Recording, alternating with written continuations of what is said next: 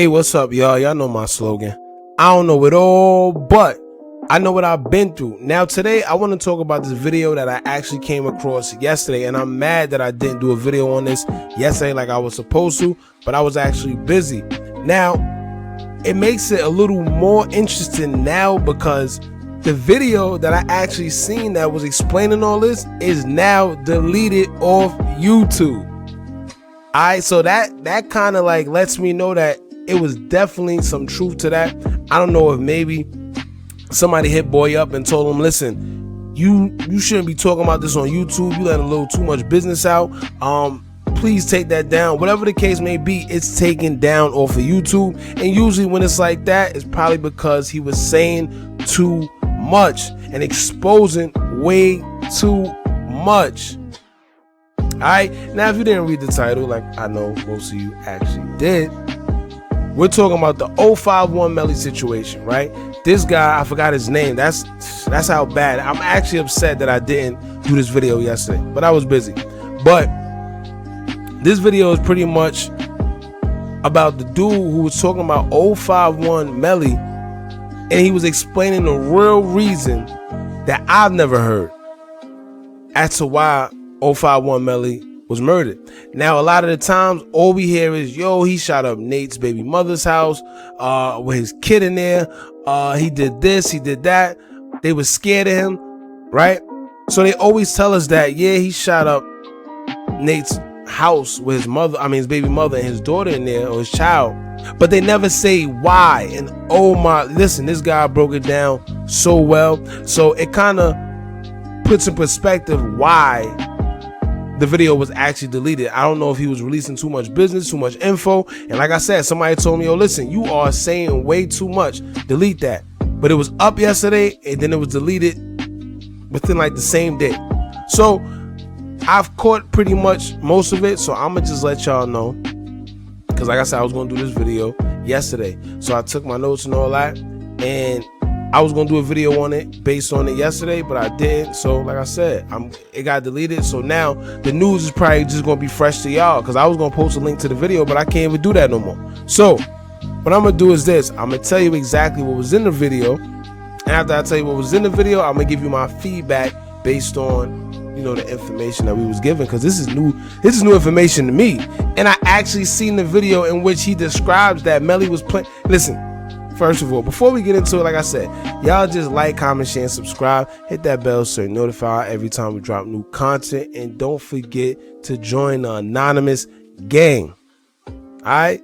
We the littest gang on YouTube. Now, like I said, we always heard of how Melly was shot up Nate's crib, and being that the reason they got down on him in the party, that was pretty much the reason. But we never heard the reason why. And to be honest, the story, it wasn't official as to what happened, but it seemed very, very valid. And being that they deleted the video, it makes a whole lot of sense. Now, Melly's death was simply over a dice game. I'm going to just get it out right then and there. He lost his life due to peer pressure, pride, ego, and a dice game.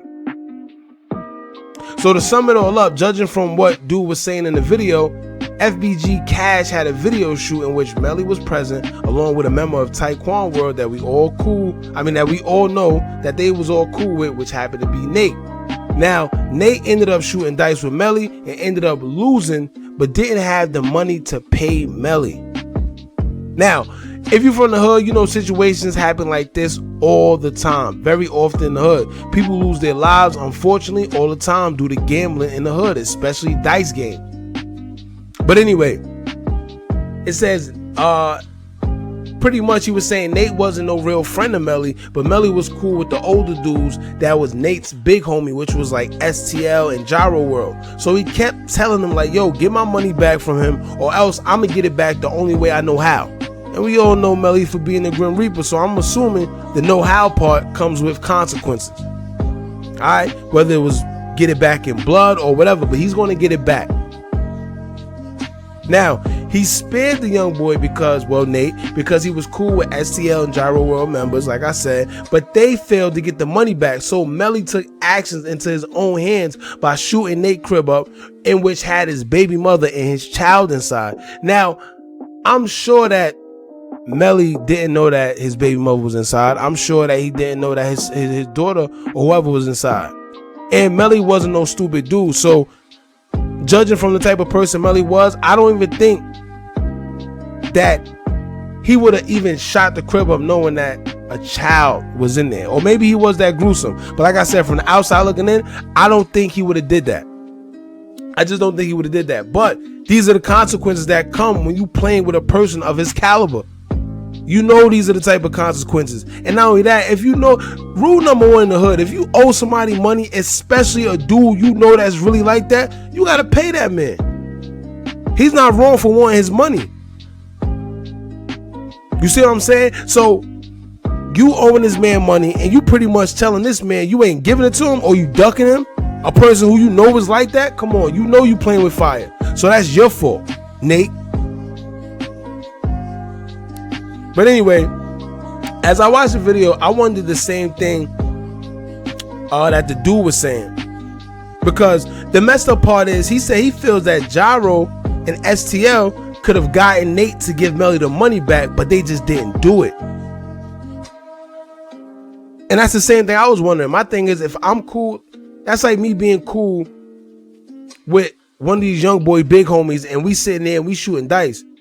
If I know my little homie owe him money and I know he's really like that, I'm gonna make sure he gets his money back. Whether he's like that or not, I'm gonna just make sure he get his money back, because not only that, we look bad because this is our little homie. And not to mention, if I care about the little homie like that, I don't want nothing to happen to him. Because I know that this man is on that type of time. So I don't want nothing to happen to him. We might just pay that debt for him. But like I said, the real question that comes to my mind after knowing that they could have got that money back but didn't, the real question is why? Why didn't they make Nate give the money back to Melly? Knowing he was rightfully owned, they was shooting dice.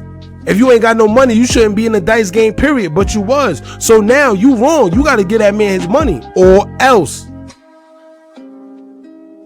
You see what I'm saying? Or why didn't they pay that debt for him and then take it up with Nate later, being that they knew him and they knew that like that's his little homie. That's their little homie. So pay that debt for Nate because you don't want nothing to happen to him. Unless you really do low key.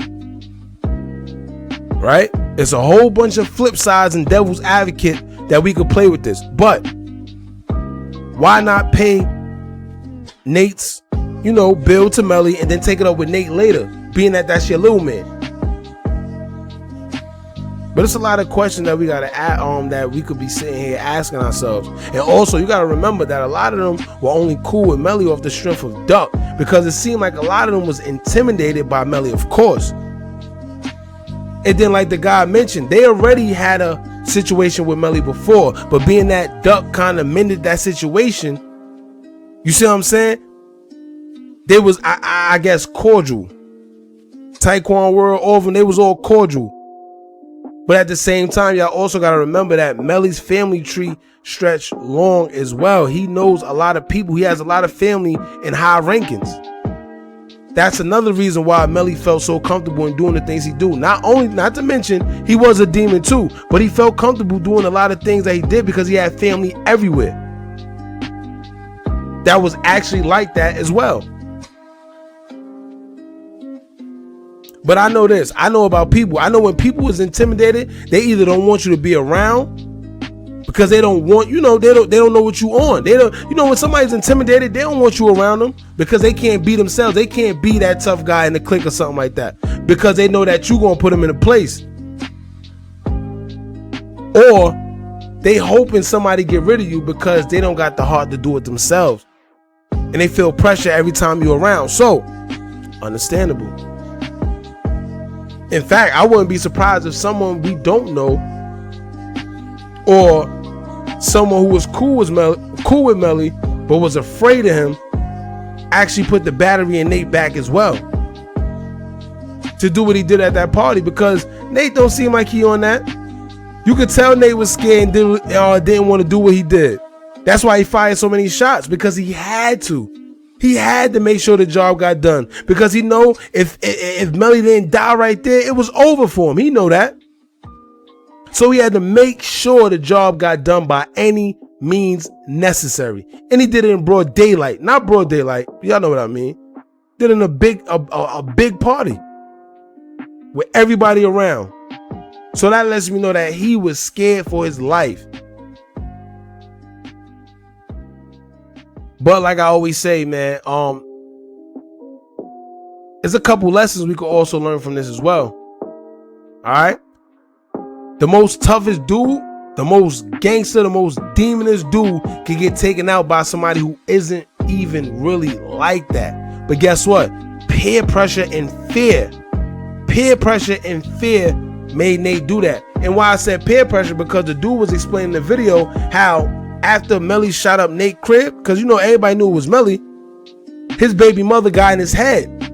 His baby mother was talking to him crazy, like, yo, you how you gonna let him do that? How you gonna let him shoot up the crib with me in the crib, your child in the crib? How you gonna let him do that? So at the end of the day, peer pressure could crumble somebody. Trust me, if you're a weak person, peer pressure could mess you up internally. It could mess with your pride. It could mess with your ego. Peer pressure can make you do things that you do not want to do, and you know it's not right, but your peer pressure is messing with you. And that's what Nate's baby mother did to him. She tricked him off the streets. She tricked him. Melly was comfortable in that party because of who he was. And he knew at the same time Nate and them was not on that. They've been at altercations before. So that's why a lot of people be like, yo, Melly was lacking. Well, yeah, because they had altercations prior to that. And they didn't do nothing to Melly before. So now, like I said, I don't think Melly should have been that lax, but I understand why he was so comfortable, because he knew dudes, or so he assumed, dude wasn't going to do nothing because they had prior altercations before in which they did nothing. But guess what happened? This time, Nate got peer pressured by his baby mother. That's the difference. Peer pressure plays a major role. A major role. But now look, this kid was peer pressured into doing something he really didn't want to do, and now he also got a bunch of time in jail for it, in which the same baby mother that peer pressured him into doing it could no longer see him, or his kid can no longer see him on the streets. Now you got to see this man through a thick glass in a prison cell somewhere. You see how that happens? Two birds on one stone knocked off. Melly is now in the grave. And now this man is behind bars. Both tricked off the streets, man. Over a simple dice game. It's no telling the amount of money he probably owed him. I'm sure it was petty. But guess what? It's principle. It's principle.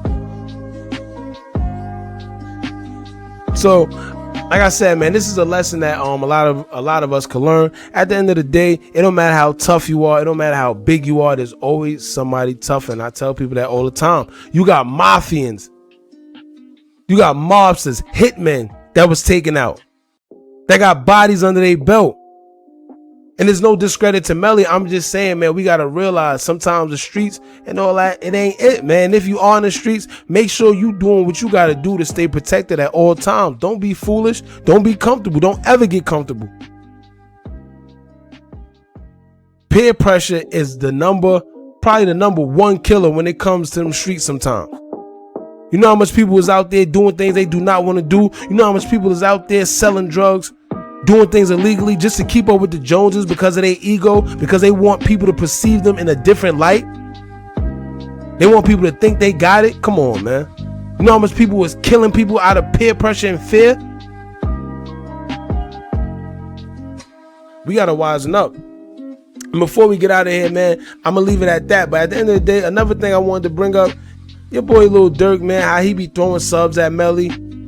You see what I'm saying? Like he had something to do with this, with Melly getting knocked off. That's weird to me. You know why? Because if you really pay attention, the whole time Melly was on their head, Durk wasn't going to Chicago. Soon as Melly got knocked off, boys start doing videos and popping up in Chicago. Now, I'm not saying he never went, because I know y'all going to be in the comments, oh, he was doing this. He might pop up, but he wasn't shooting videos. Like, he wasn't doing that. He wasn't chilling. He wasn't doing none of that. Melly was on these guys' heels. They know it. It is what it is, man. Wisen up, man. If you in them streets, wisen up. But moral of the story is, we didn't know why Melly shot Nate's crib up. We didn't know why, the real reason to why Nate did what he did. But now we know. Moral of the story is this. Nate owed him some money from a dice game. He refused to pay. Melly shot his crib up. It had his girl, his baby mother, and his child inside. So when they seen Melly at the party, and even though Duck told him not to go to the party, told Melly not to go to the party, he still went. They seen him and they got down on him because his baby mother peer pressured him into it, got in his head, told him that he's less of a man, told him all this bullcrap that made him feel low and less of himself. So he had to get back. He didn't feel right unless he got back. I know Nate probably feel good about himself sitting in that cell because he think he did something right, because he proved the lesson. I mean, he proved the message to his wife, his girl, whoever she is. But he's behind a cell without seeing his children, man. Without seeing his shorty, without seeing his family, without having his freedom. I'm gonna leave that there, y'all. Don't forget to like, comment, share, and subscribe. Hit that bell so you're notified every time we drop new content. I'm saying it because I'm flustered behind this. And the fact that the video was even deleted lets me know that is some type of validation to this. So y'all let me know how y'all feel, man. Was Nate smart for doing what he did because Melly did shoot up his crib? Should have Melly have shot up his crib? Or should he just fell back? But, you know, nobody knows. Don't forget to like, comment, share, and subscribe. Hit that bell so you're notified every time we drop new content. And remember, as long as you keep on watching, I'm going to keep on dropping. And I'm out.